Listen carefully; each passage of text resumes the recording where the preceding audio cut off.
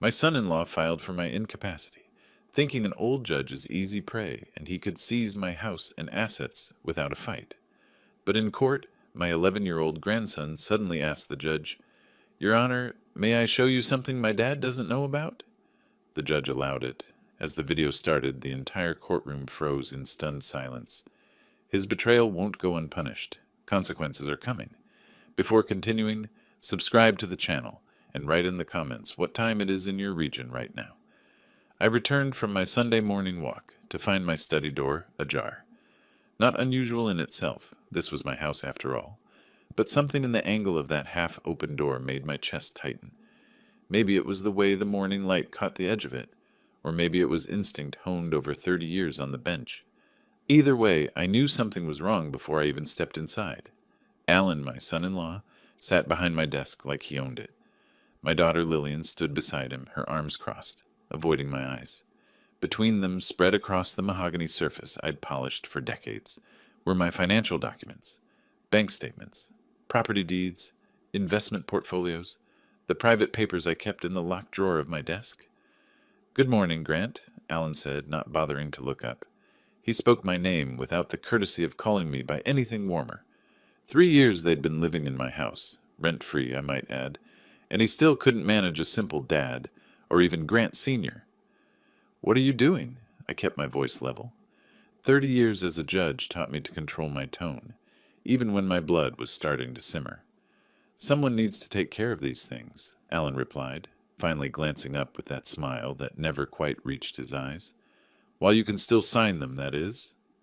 The implication hung in the air like smoke. While I can still sign them, as if I were already incapable. As if senility were creeping up on me like fog over the Willamette River, ready to claim my mind at any moment. "I'm 67, Alan, not senile. I've managed these accounts just fine for 40 years. Have you, though?" He leaned back in my chair, with the confidence of a man who thought he'd already won. "You forgot your doctor's appointment 3 weeks ago. Lillian had to remind you to take your medication last month. And yesterday, you couldn't remember where you parked at the grocery store." I looked at my daughter. "Lil?" She finally met my eyes, but only for a second. "Dad, we're just concerned. You're getting older and managing all this." She gestured vaguely at the papers. "It's a lot for one person." "Interesting," I said, letting a hint of irony color my words. "Your concern about my capabilities seems to have materialized right around the time Portland's housing market hit a new peak. My house is worth what now? 850,000? Alan's jaw tightened. I touched a nerve. Good. "This isn't about money," he said, his voice hardening. "This is about your well-being." "My well-being," I repeated, "in my own house, with my own money, that I earned over a 30-year career on the bench. A career that ended 4 years ago, old man." The mask slipped, just for a moment. I saw the real Alan, the one who appeared when he thought no one important was watching. "You're not that powerful anymore. You're just old." "Alan," Lillian said quietly, but she didn't contradict him. I stood there, feeling something shift inside me. It wasn't anger exactly. It was colder than that, more calculating. This wasn't a family disagreement. This was a threat. "Get out of my study," I said. "We're trying to help you." "Out! Now!" Alan stood slowly, gathering the papers with deliberate care, as if to demonstrate that he was the reasonable one here. "We'll talk about this later, when you're calmer. Maybe we should schedule that appointment with Dr. Morrison after all. Get you checked out." "I don't need checking out." "That's exactly what someone who needs help would say." He smiled again, that empty smile. "We'll take care of you, Grant, whether you like it or not." They left. I stood alone in my study, surrounded by shelves of law books I'd collected over 3 decades, feeling the weight of those last words, "whether you like it or not." That wasn't concern.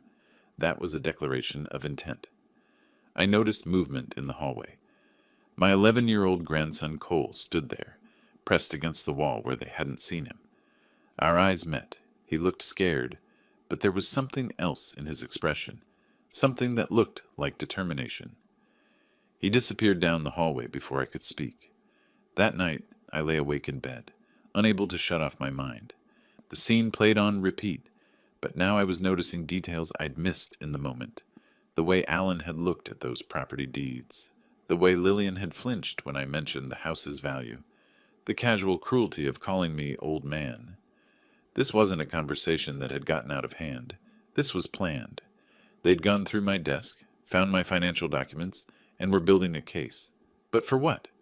The answer came to me as the digital clock flicked to 2:17 a.m. They wanted control, not just of the house, but of me. And in Oregon, there was only one legal way to get that kind of control over a competent adult. A guardianship petition. Declare me incompetent. Assign Alan as my guardian, and everything I owned would effectively become his to manage, to liquidate, to take. I sat up in bed, wide awake now. They were going to try to have me declared mentally incompetent, and I was going to stop them. Monday morning arrived with Portland's typical gray drizzle. I sat at my kitchen table, nursing cold coffee. Yesterday's scene wouldn't leave my mind, but now it was pulling other memories with it, like a thread unraveling a sweater. 3 weeks ago, that doctor's appointment Alan mentioned. I hadn't forgotten it. I'd arrived at Dr. Harrison's office on time, only to be told it had been canceled. The receptionist showed me a message, a call from Grant Webster, requesting cancellation. But I hadn't made that call. When I'd come home confused, Alan had been sympathetic. You probably just forgot you called, Grant. It happens. That concerned look, the way Lillian had nodded agreement, then the medication incident. I'd been taking the same blood pressure medication for 5 years. Suddenly, Lillian was hovering every morning, insisting on helping me. Just to make sure you get the right amount, Dad. We worry about you mixing things up. I hadn't mixed anything up, but every time I'd said so, they'd exchange those looks. The kind that said, "See? He's getting confused." And my address book, the leather-bound one from my early days on the bench, filled with phone numbers of colleagues, old friends, professional contacts. It had vanished from my study a week ago. When I'd asked Alan if he'd seen it, he'd barely looked up. "No idea, Grant. Maybe you misplaced it." I set down my mug, my hand trembling, not from age, from anger. They'd been isolating me, systematically cutting me off, creating incidents they could point to as evidence of incompetence. How long had this been going on? The doorbell rang. Through the window I saw Bertie Chen, my neighbor from across the street, holding a pie dish covered in foil. "Morning, Grant." Bertie was a retired nurse who noticed everything. "Made too much apple pie yesterday. Thought you might want some." "Bertie, you're a lifesaver." I took the pie, genuinely grateful. "Come in. I'll make fresh coffee." She followed me to the kitchen, chattering about her garden and the neighborhood watch meeting. Normal things that felt surreal after yesterday. "Oh, speaking of the neighborhood," she said as I poured coffee, "I've been meaning to ask. Are you selling?" My hand froze. "Selling?" "Your house. I saw that real estate agent here last week. Tuesday, I think. He was with Alan, taking pictures of the front. I figured you were downsizing. Makes sense at our age, though. I'll miss having you across the street." The coffee pot clinked against the counter as I set it down too hard. "What did you say?" "The real estate agent. Nice young man, had one of those fancy cameras. Alan was showing him around the outside, taking pictures. I waved, but I don't think they saw me." "A real estate agent? Last Tuesday. Photographing my house, with Alan." "Bertie," I said carefully, "did you hear what they were talking about?" Well, I wasn't trying to eavesdrop, but you know how sound carries. Alan was on his phone at one point. I caught something about quick sale and paperwork moving fast. "I assumed you were all planning to move somewhere smaller together." The room felt smaller suddenly. They weren't just planning to control my assets. They were already shopping my house around, before any guardianship petition, before any legal authority. "Grant, you okay? You've gone pale." "I'm fine, Bertie. Thank you for the pie, and for telling me about the agent." After she left, I stood in my kitchen, staring at nothing. The pieces were fitting together. The canceled appointments, the medication help, the missing address book, and now this, Alan making plans to sell my house. They weren't worried about my competence. They were planning to take everything. I walked to my study, closed the door, and locked it. Then I pulled out my phone, the smartphone Lillian kept saying was too complicated for me, and started making a list. Every incident I could remember. Every time they'd told me I was confused when I knew I wasn't. 30 years as a district court judge. I knew how the system worked. I'd seen it before. Family members trying to gain guardianship over aging relatives to control their assets. Some cases were legitimate. Others were pure greed, dressed up as concern. This was greed, and greed made people careless. They'd already made mistakes. The real estate agent was a big one. You don't shop property around before you have legal authority, unless you're confident that authority is coming. They were confident.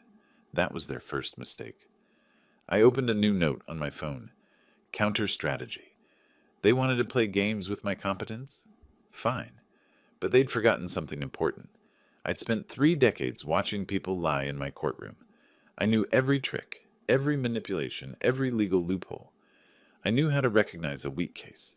Whatever they were planning, they'd need evidence I was incompetent. Medical records, witness statements, documentation. I could fight evidence with evidence. I could document everything they were doing. I could protect my assets. I could find allies. The question was, could I do it before they made their move? My phone buzzed. A text from Alan. Set up appointment with Dr. Morrison for Friday. New patient evaluation. Be ready at 2 p.m. I stared at the message. Dr. Morrison, a doctor I'd never heard of. A new patient evaluation I hadn't requested. They were already moving. I typed back, fine. But I was thinking something else entirely. Game on, Alan. Game on. Wednesday morning, I woke with purpose. The anger had crystallized into something sharper. If Alan wanted legal games, he'd picked the wrong opponent. 30 years on the bench had taught me every move in this particular chess match. First stop, the bank. I walked in under the pretense of paying bills, playing the amiable retiree. But once I sat with the branch manager, a woman I'd known professionally for years, my tone changed. I need to modify access on my accounts, I said quietly. Any transaction over $5,000 requires my physical signature. No exceptions, no power of attorney overrides. She looked at me with concern. Grant, is everything okay? Just being cautious. Family matters. She understood. Banks see this scenario more often than people think. She processed the changes without further questions. Walking out, I felt my first small victory. Alan could try all he wanted. He wouldn't touch my money without me knowing. At home, I locked myself in my study and downloaded a call recording app. Oregon was a one-party consent state. I could legally record any conversation I was part of. The app was simple, discreet, activated with a single tap. Every interaction with Alan or Lillian from here on would be documented. Thursday, I arranged to meet Tom Henderson, an old colleague, at a coffee shop downtown. Tom had specialized in family law before retirement. We made small talk, but I steered the conversation where I needed it. Tom, hypothetically speaking, I said casually, what would it take to have someone declared incompetent in Oregon these days? He leaned back, considering. It's not easy. You need substantial medical evidence, psychiatric evaluations, cognitive testing, documentation of inability to care for oneself. And even then, it goes before a judge who's going to be skeptical. Why do you ask? Just curious. Read an article. Tom was sharp. He studied my face. Grant, if someone's coming after you, know this. Oregon law requires clear and convincing evidence. The burden of proof is high, and if someone files a frivolous petition, judges don't take kindly to it. Good to know. Thanks, Tom. Walking back to my car, I felt something close to satisfaction. My suspicions were confirmed. Whatever Alan was planning, he'd need more than his word and a sympathetic doctor to pull it off. Friday evening, Alan made his move. We were sitting at dinner, a tense affair these days. Lillian pushed food around her plate. Cole ate in silence. Alan had that particular expression he wore when he thought he was clever. Grant, I've set up a doctor's appointment for you next week, he announced. Dr. Morrison, Monday at 2. Full physical and cognitive evaluation. I looked up from my pasta. Dr. Morrison? I've been seeing Dr. Harrison for 15 years. Dr. Morrison is a specialist. Given your recent confusion, I thought it wise to get a comprehensive assessment. That patronizing tone, like talking to a child. Lillian wouldn't meet my eyes. Cole's jaw tightened, but he kept his head down. How considerate, I said, letting just enough irony slip through. I'll be there. Alan smiled, thinking he'd won something. Idiot. He'd just confirmed everything. This wasn't about my health. It was building a medical case against me. Dr. Morrison was either in on it or being used. Either way, I now knew their timeline had accelerated. After dinner, I went to the kitchen to make tea. I heard soft footsteps behind me. "Grandpa?" Cole's voice was barely above a whisper. I turned. My 11-year-old grandson stood there, looking older than his years, his face serious. "What is it, Cole?" He glanced toward the living room where his parents were watching television, then stepped closer. "I know something. Something you should know." My chest tightened. "What do you know?" "They say bad things about you when you're not around. Dad mostly, but Mom too. They think I'm not paying attention, but I am." He pulled his tablet from under his arm. "I recorded them.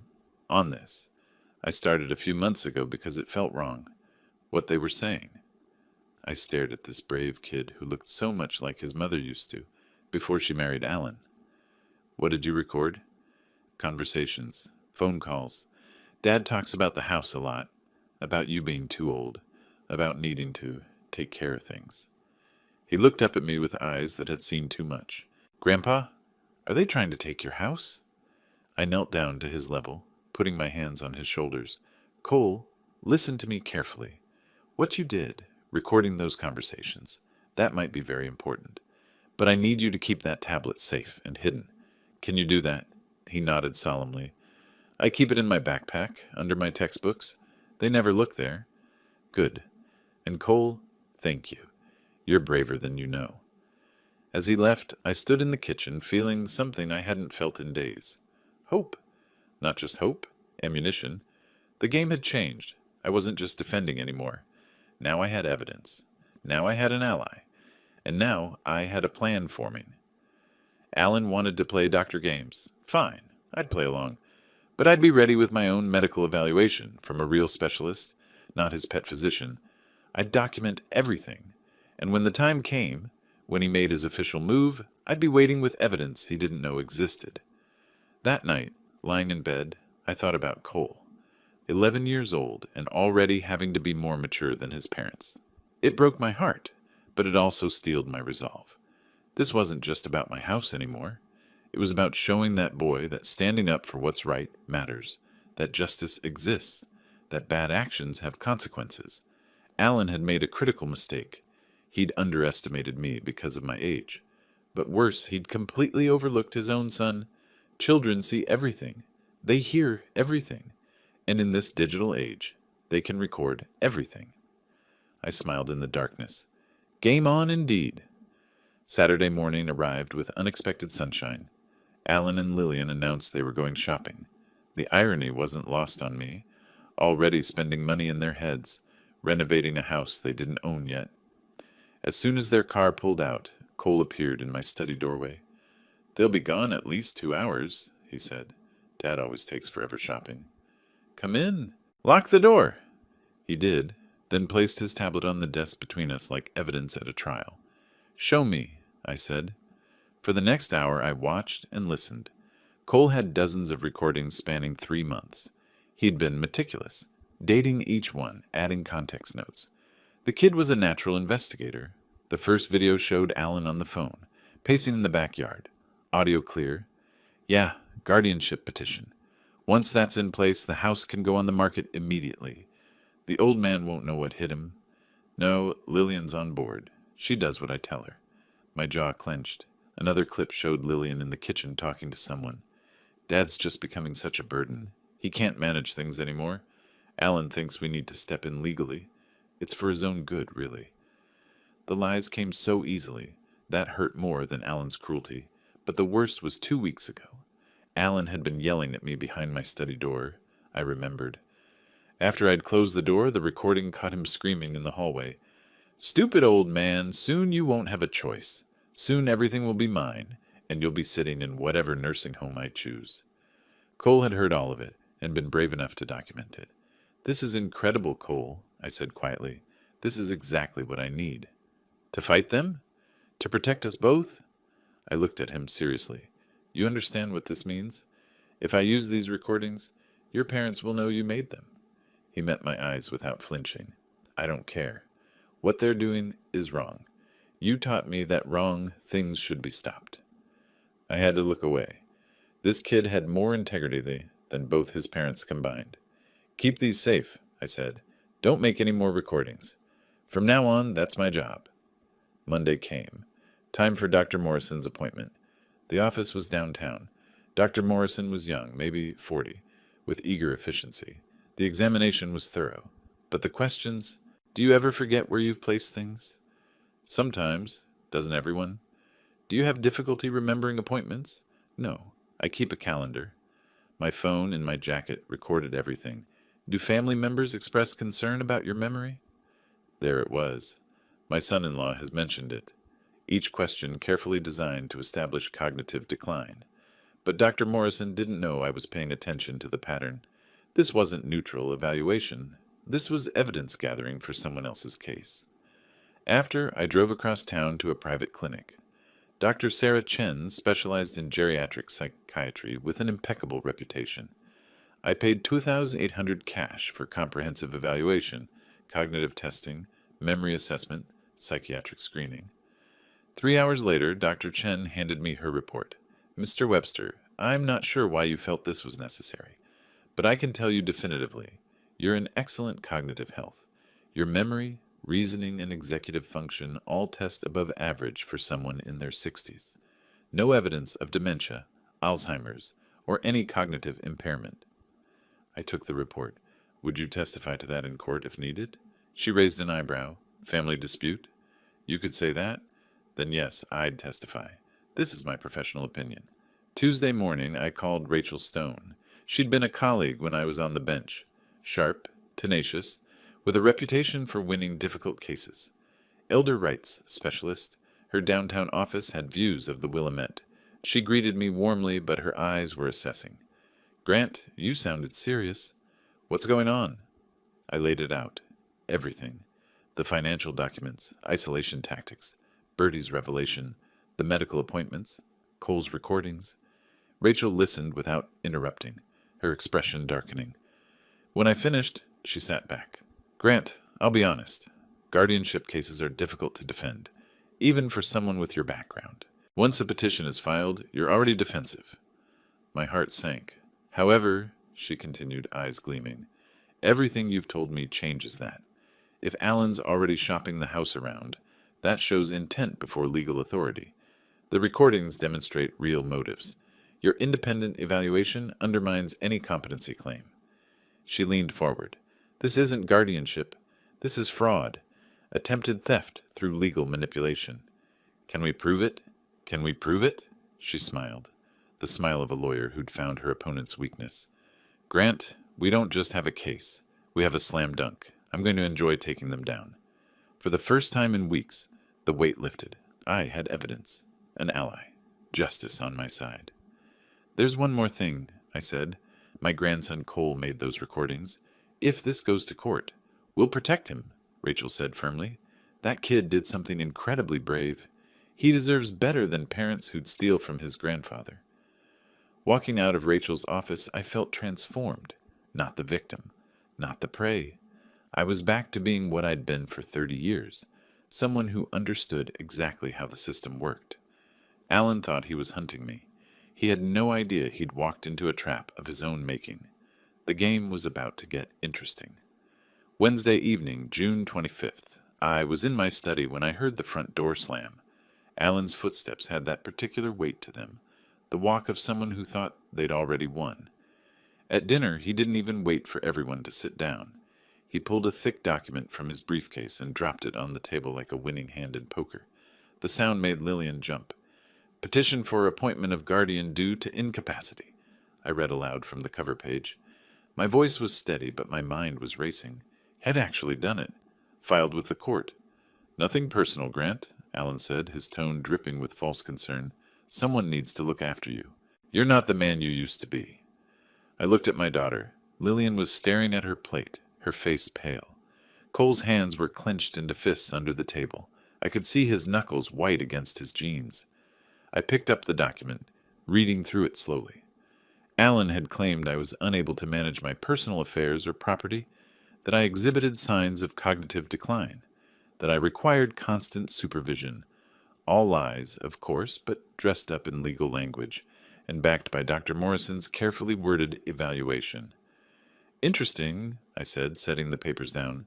Tell me, Alan, are you aware that filing a false petition with the court can have serious consequences? He laughed. Actually laughed. It's not false. I have a doctor's report. Do you? Not a question. I looked him in the eye. We'll see about that.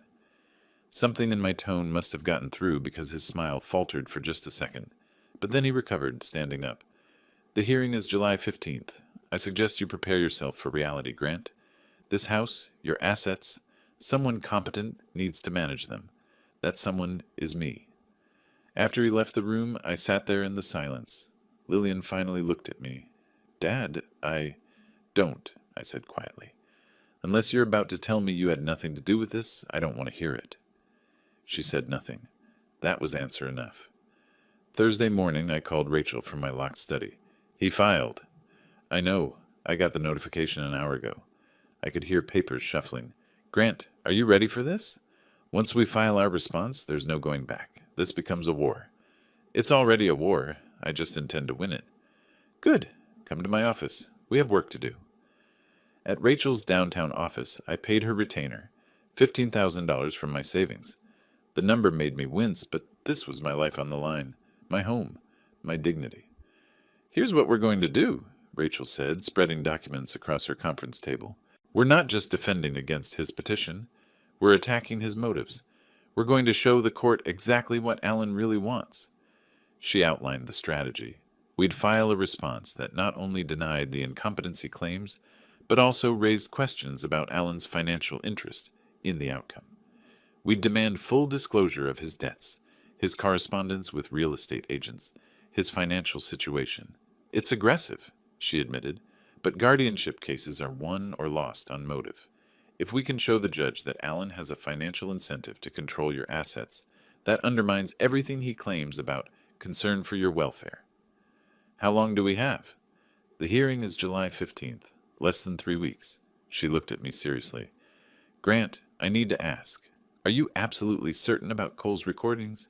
Because if we use them, if we bring him into this, there's no protecting him from the fallout. Cole came to me, I said. He recorded them because he knew what they were doing was wrong. That kid has more integrity than both his parents combined. Then we keep him as our secret weapon. We don't mention the recordings in our filing. We let Alan feel confident, and then at the hearing, we show the judge what Alan really is. Friday, Rachel filed our response. It was a masterpiece of legal aggression. Not only did we deny every claim in Alan's petition, but we also filed counter-allegations of attempted fraud, requested an investigation into Alan's financial motives, and demanded that the court examine whether this was a legitimate guardianship petition or an attempt to seize assets through legal manipulation. When I got home that afternoon, the house felt different. Charged, dangerous. Alan was waiting in the living room. When he saw me, he stood up, his face red. What the hell do you think you're doing? He waved a copy of our filing. Counter-allegations? An investigation into my finances? This is about you, old man, not me. Is it? I kept my voice calm. Because from where I'm standing, this seems to be very much about you, Alan. About your debts. About your plans for my house. You have no proof of anything, don't I? I smiled. I guess we'll find out on July 15th. You're going to lose, he hissed. And when you do, I'm putting you in the cheapest nursing home I can find. You'll rot there. Such concern for my welfare, I said dryly. Really warms the heart. He stormed out. I stood there, listening to his car peel out of the driveway. Cole appeared in the doorway, his face worried. Grandpa, he's really angry. Good, I said. Angry people make mistakes, and I'm counting on him making plenty. The weekend transformed the house into a war zone. Alan stomped around, slamming doors. Lillian walked on eggshells. And I watched, waited, prepared. Saturday morning, Alan cornered me in the kitchen. How dare you, he shouted. After everything we've done for you. After we moved in here to take care of you. I poured my coffee slowly before responding. Remind me, Alan, what exactly have you done for me? Besides live in my house rent-free for 3 years? His face went purple. For a moment I thought he might actually take a swing at me, but he just turned and left, muttering under his breath. Sunday afternoon, Rachel arrived with company, a private investigator she'd hired. They had news, and from the look on Rachel's face, it was good news for us. Alan's in trouble, the investigator, a sharp-eyed woman named Karen, said bluntly. She spread financial documents across my dining room table. He has $180,000 in debt, credit cards, margin calls from bad stock investments, personal loans. His firm is about to fire him. There are 3 client complaints pending. He's desperate, Rachel added, and desperate people are predictable. Karen pulled out her phone, showing me screenshots.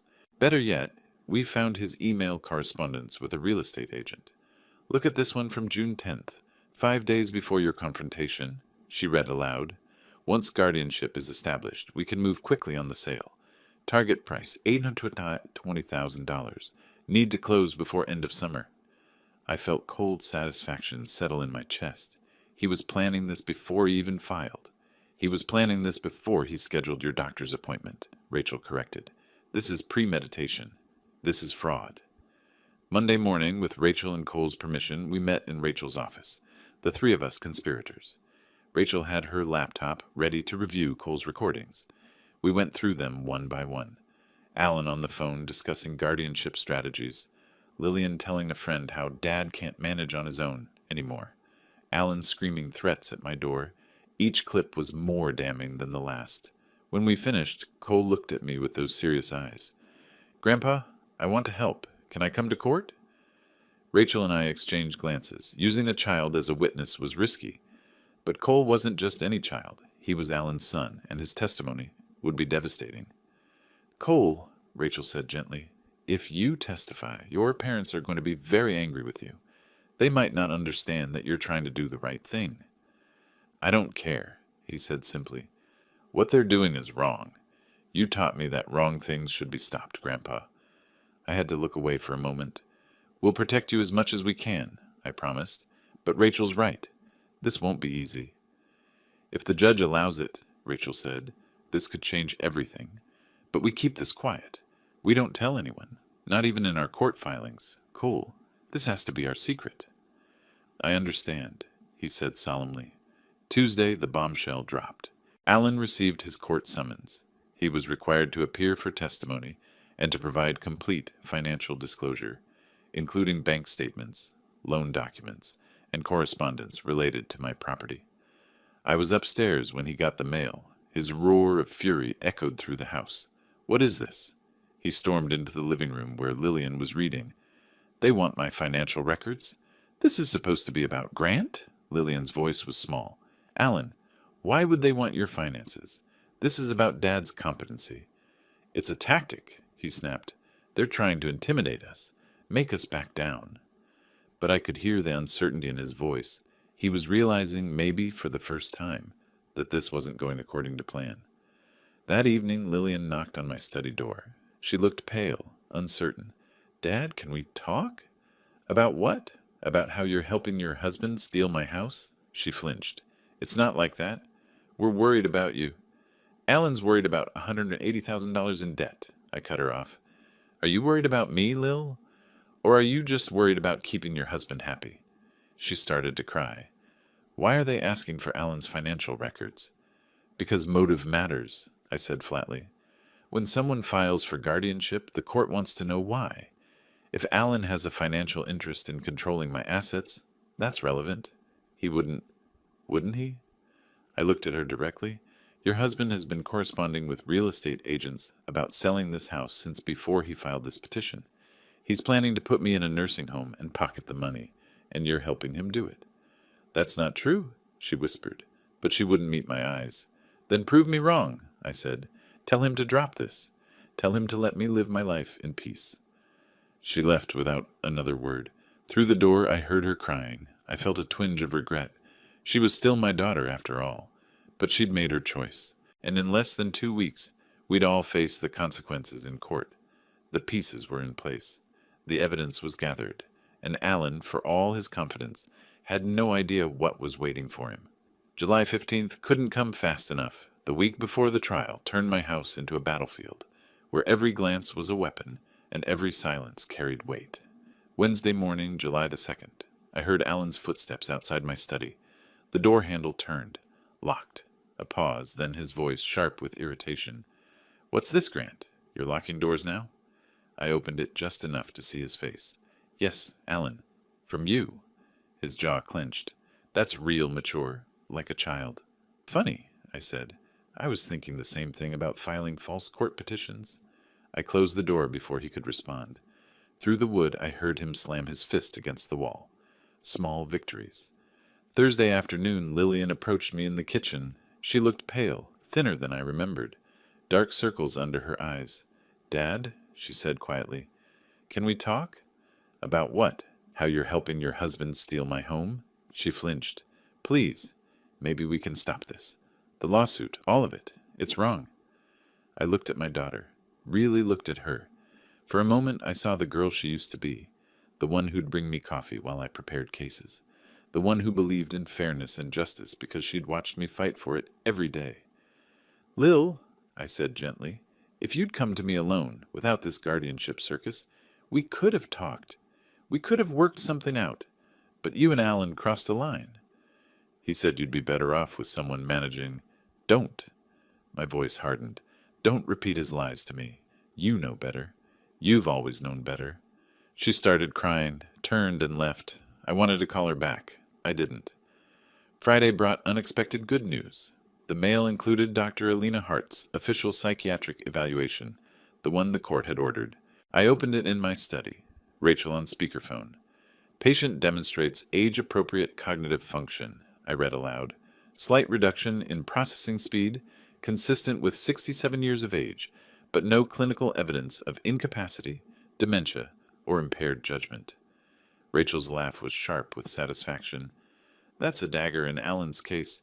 His own court-appointed expert just contradicted his entire petition. How badly does this hurt him?" "Badly. The judge will see that a neutral professional found you completely competent. Alan's only evidence now is a biased doctor he handpicked, and some vague testimony about forgetfulness. It's not enough. Not nearly enough." I felt something loosen in my chest. "So we're winning. Let's say we're positioned well. But Grant, stay sharp. Cornered animals bite." She was right.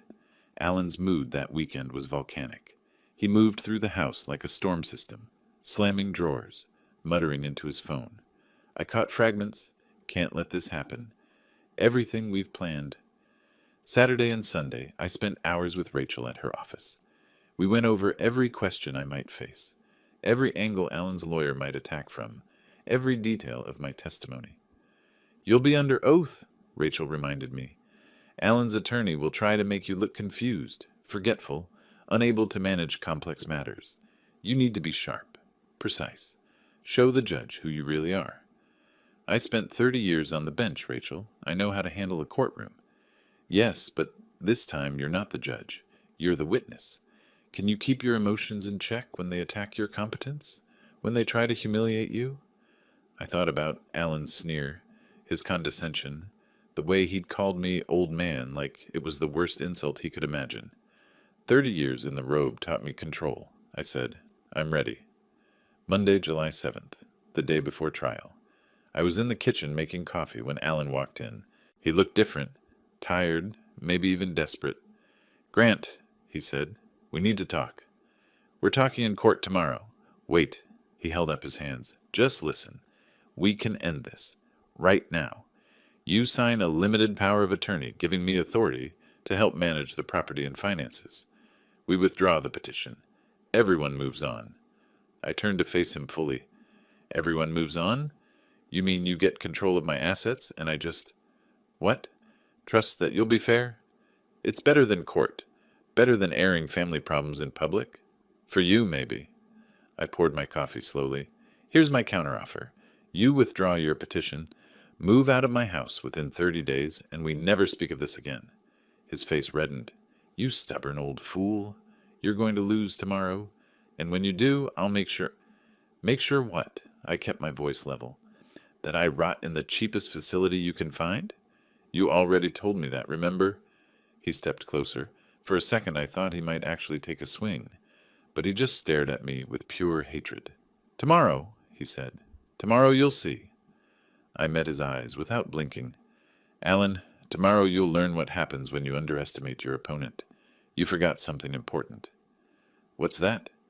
I spent 30 years watching people lie in court. I know every trick, every manipulation, every tell. I set down my coffee cup. You're playing a game you can't win. And tomorrow you'll understand just how badly you've miscalculated. He left without another word. That night I barely slept. Not from fear, from anticipation. Everything came down to the next day. All the preparation, all the evidence. Cole's courage, Rachel's strategy. I lay in bed thinking about justice. Real justice. Not the kind that comes from revenge or anger, but the kind that comes from truth. From exposing lies and manipulation to the light. Tomorrow the truth would come out, and Alan would finally face consequences for his actions. I was ready. Tuesday, July 15th, 25, 9 a.m., Multnomah County Courthouse, Portland. The courtroom was smaller than I remembered from my time on the bench. Strange how different it looked from this side of the rail. Rachel sat beside me, her papers organized with military precision. Across the aisle, Alan and Lillian with their attorney, a thin man named Mitchell who specialized in elder law. The bailiff called us to order. All rise, the Honorable Marcus Wilson presiding. Judge Wilson entered, 61, gray at the temples, with that particular expression judges develop after years of hearing every possible variety of lie. I'd worked with Marcus decades ago. He was fair. That's all I needed. Be seated. Wilson surveyed the courtroom. This is in re guardianship of Grant Webster. We're here on a petition filed by Mr. Alan Morris, seeking appointment as guardian over the person and estate of Mr. Webster, due to alleged incapacity. Are both parties ready? Mitchell stood. Ready for petitioner, Your Honor. Ready for respondent, Rachel said. Proceed, Mr. Mitchell. Alan's attorney opened with the medical report from Dr. Morrison, the young doctor Alan had selected. Evidence shows cognitive decline typical of advanced age, confusion about appointments, difficulty managing complex financial matters. Your Honor, Mr. Webster needs assistance. Then came testimony from two neighbors I barely recognized. They claimed I'd seemed confused and withdrawn recently. Rachel made notes but didn't object. She was waiting. Finally, Alan took the stand. Mitchell led him through a rehearsed narrative. Mr. Morris, please describe your concerns about your father-in-law. Your Honor, I love Grant. Alan's voice dripped with false sincerity. But he's not managing well.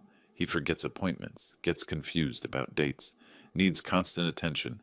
My wife and I live with him to help, but he needs more than we can provide. He needs professional care. I watched him lie, smooth, practiced, almost believable. Then Rachel stood for cross-examination. Mr. Morris, she said pleasantly, let's talk about your financial situation. Mitchell jumped up. Objection, relevance. Your Honor, Rachel said, motive is absolutely relevant to this petition. If Mr. Morris has a financial interest in controlling Mr. Webster's assets, the court needs to know. Wilson nodded. Overruled. The witness will answer. Alan shifted in his seat. I don't see how my finances matter here. Then let me clarify. Rachel pulled out documents. You currently have $180,000 in debt, correct? That's private. It's a yes or no question. Alan's jaw tightened. Yes. Your employment at Cascade Financial is in jeopardy due to client complaints. Yes or no? There have been some misunderstandings. Yes or no, Mr. Morris? Yes, he hissed. Rachel held up printed emails. On June 10th, 5 days before the incident that allegedly started your concern about Mr. Webster, you emailed a real estate agent about selling his house. You discussed a target price of $820,000 and mentioned needing to move quickly once guardianship is established. Did you send this email? The courtroom went silent. Alan's face drained of color. I was just exploring options. In case you successfully took control of his property? Rachel's voice was sharp now. Before you even filed this petition, you were planning to sell his home, a home worth $850,000, a sum that would conveniently cover your $180,000 debt with plenty left over. Objection! Mitchell was red-faced. Counsel is badgering the witness. Sustained. Wilson looked at Alan with new interest. But, Mr. Morris, you will answer the question. Did you contact a real estate agent about selling Mr. Webster's property before filing this petition? Alan looked trapped. Yes, but only because... That's sufficient, Wilson said coldly. Continue, Ms. Stone. Rachel pressed harder. You live in Mr. Webster's house, rent-free, correct? Yes. For 3 years? Yes. And during that time, how much have you contributed to mortgage, taxes, or maintenance? Silence. Mr. Morris? We help around the house. Is that a zero, Mr. Morris? In 3 years, you've contributed $0 to housing costs? Objection, Mitchell again. Overruled. Answer the question. 0, Alan admitted. Rachel paused, letting it sink in.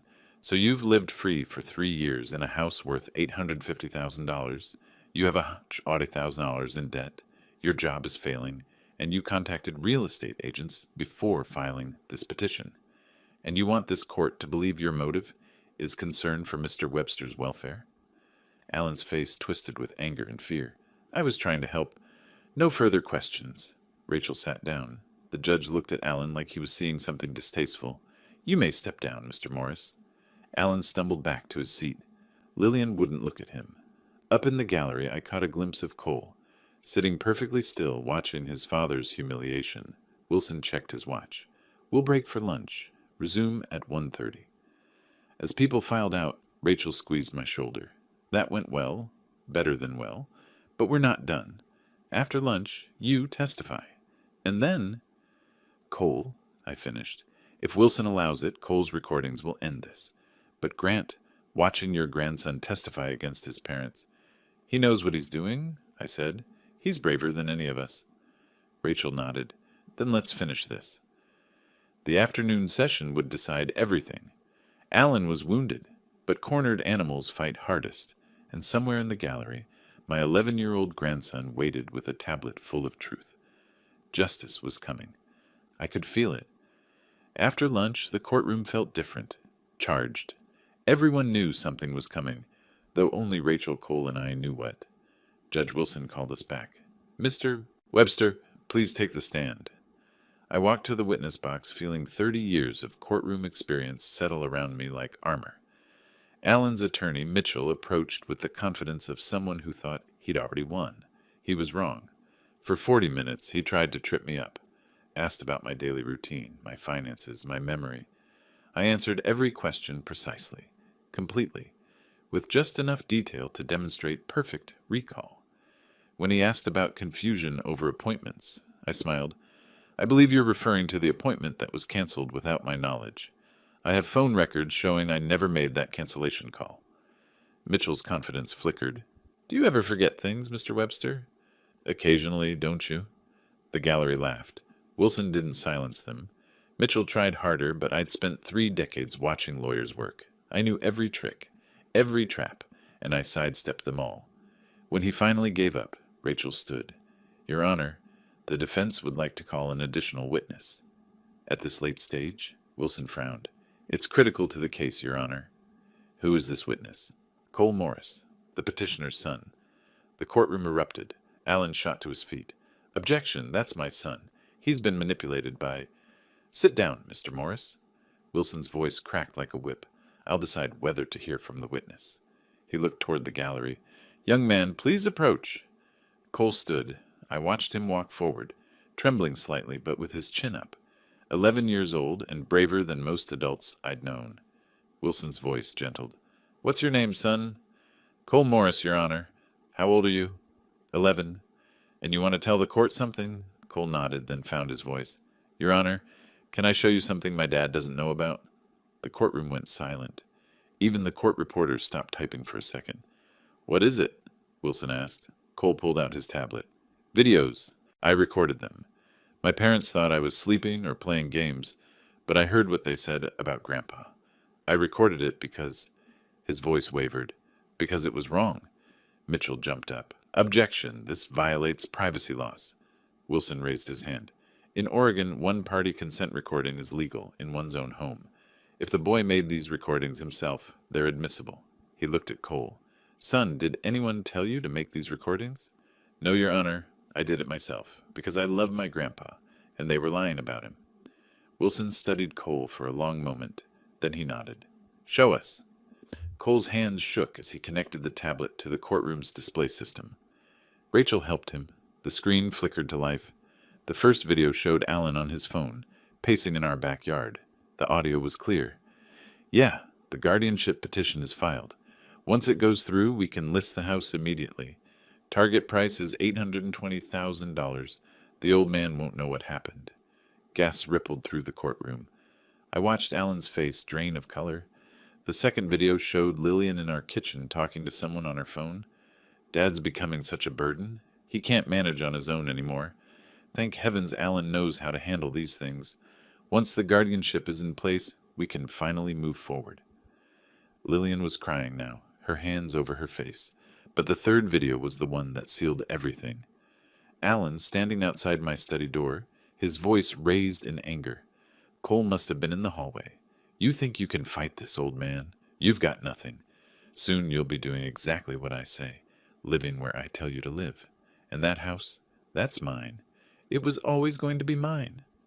The courtroom was silent except for Lillian's sobbing. I looked at Alan. His face was white, his hands gripping the table so hard his knuckles had gone bloodless. Wilson turned to him slowly. "Mr. Morris, I have serious questions about your motivations in filing this petition." Alan tried to speak, but nothing came out. Wilson looked at Cole. "Son, these recordings, were they edited in any way?" "No, Your Honor. They're exactly as I recorded them."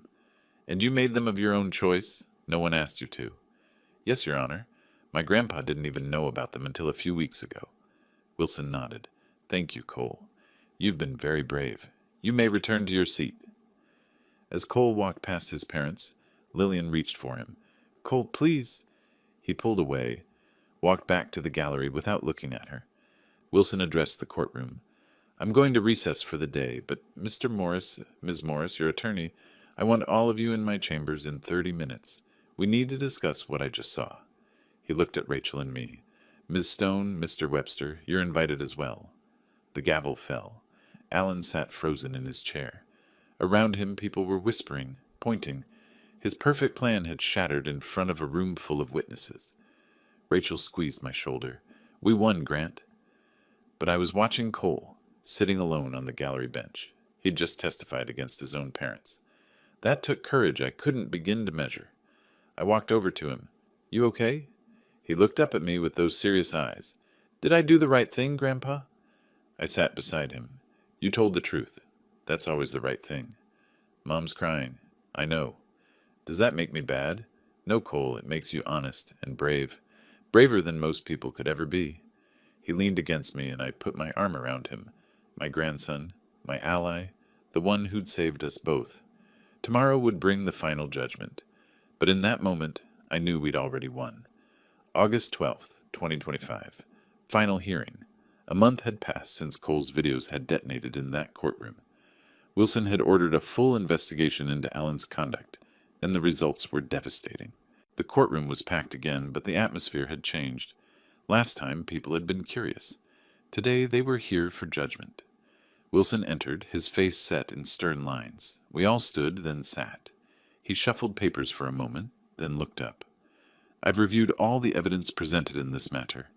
The court-ordered investigation, the financial records, the witness statements, and most significantly, the video recordings provided by Cole Morris." He paused.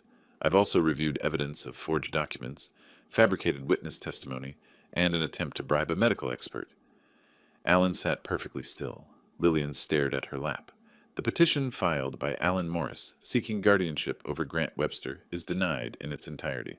The evidence overwhelmingly demonstrates that Mr. Webster is fully competent to manage his own affairs." Relief washed over me, but Wilson wasn't finished. "More troubling is the evidence of fraudulent intent. Mr. Morris, you filed this petition while secretly planning to sell Mr. Webster's property. You falsified medical concerns while Mr. Webster's own evaluations showed perfect cognitive function. You attempted to isolate him from friends and support systems." Wilson's voice hardened. "This wasn't about concern for an elderly family member. This was about greed." "Your Honor," Alan started. "I'm not finished." Wilson's glare could have cut glass. "I'm referring this matter to the district attorney for investigation of potential criminal charges. including attempted fraud, elder abuse, and perjury. Alan's face went gray. Additionally, Wilson continued, I'm issuing a restraining order preventing Mr. Morris from any financial transactions involving Mr. Webster's property. I'm also ordering Mr. and Mrs. Morris to vacate Mr. Webster's residence within 30 days. Lillian let out a sob. Alan just sat there, looking like he'd been hit by a truck. This court is adjourned. The gavel fell. People started filing out. Rachel was grinning, accepting congratulations from colleagues. But I was focused on Alan, who was stumbling toward the door. I followed him into the courthouse hallway. He was leaning against the wall, his lawyer talking urgently into his phone. Alan, he turned. For a moment I saw real fear in his eyes. I walked up to him slowly, looked him in the eye. When I spoke, my voice was quiet, calm, without anger. You forgot I was a judge for 30 years. He opened his mouth to respond, but I continued. You lost before you even started. I turned and walked away. Behind me, I heard him try to say something, but the words dissolved into incoherent sounds. Cole was waiting by the courtroom door. Grandpa, is it over? It's over. Did we win? I knelt down to his level.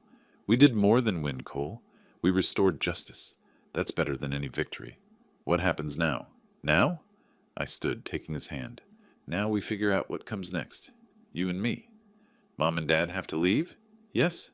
Where will I go? The question I'd been dreading. That's complicated. But I'll fight for you, Cole, if you want that. I want to stay with you. Then that's what we'll do. We walked out of the courthouse into brilliant August sunshine. The air smelled like summer and possibility. Behind us lay betrayal, deception, a family fractured beyond repair. But ahead was uncertain. Lillian would have to make choices about her marriage, her son, her relationship with me. Alan faced potential criminal charges. The house would be quiet again, maybe too quiet, but I had Cole, and he had me, and together we'd shown that truth and justice could still prevail. A reporter approached, but I waved her off. This wasn't about publicity. It was about a grandfather protecting his grandson and himself from people who'd mistaken kindness for weakness. Grandpa? Cole looked up at me. Yeah? Thank you for believing me. About the videos. Thank you for being brave enough to make them. We walked to my car, still mine, still under my control, still my home waiting for us. Cole climbed in, buckling his seatbelt. As I started the engine, I thought about the past 2 months. The fear, the anger, the careful planning, the satisfaction of watching Alan's scheme crumble. But mostly I thought about Cole's courage. 11 years old, testifying against his own parents because it was the right thing to do. If that wasn't justice, I didn't know what was. I pulled out of the parking lot, heading home. Our home, protected, secure, won through truth and the unexpected bravery of a child who understood right from wrong better than the adults around him. The game was over, and we'd won. Not through revenge, not through cruelty, but through justice, through evidence and truth and the courage to stand up in court and say, this is wrong. Sometimes that's all it takes. Sometimes that's everything. If you like this story, please like this video, subscribe to the channel, and share your impressions of this story in the comments. To listen to the next story, click on the box on the left. Thank you for watching.